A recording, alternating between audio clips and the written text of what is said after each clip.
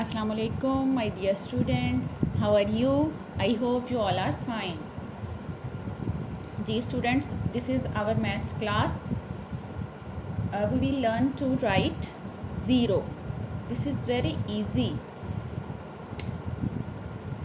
हम अपना पेज इसी पैटर्न को फॉलो करते हुए प्रिपेयर कर लेंगे और हम आपको पता है कि हमने राइट कर्व भी बनाया है और हमने लेफ़्ट कर्व भी बनाया है। हम राइट और लेफ़्ट कर्व को जब मिलाएंगे तो वो क्या बन जाएगा? ज़ीरो बन जाएगा। जी, इस पॉइंट पे पेंसिल रख के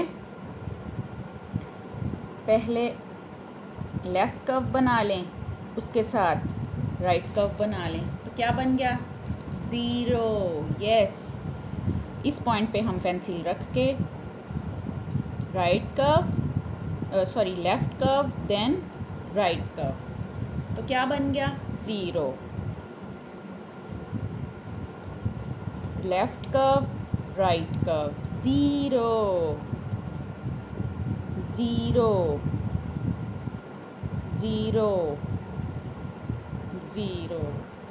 ये बहुत इजी है, आप इसको इजीली जो है वो अपनी नोटबुक के ऊपर राइट कर लेंगे। Thank you so much. अल्लाह हाफिज़।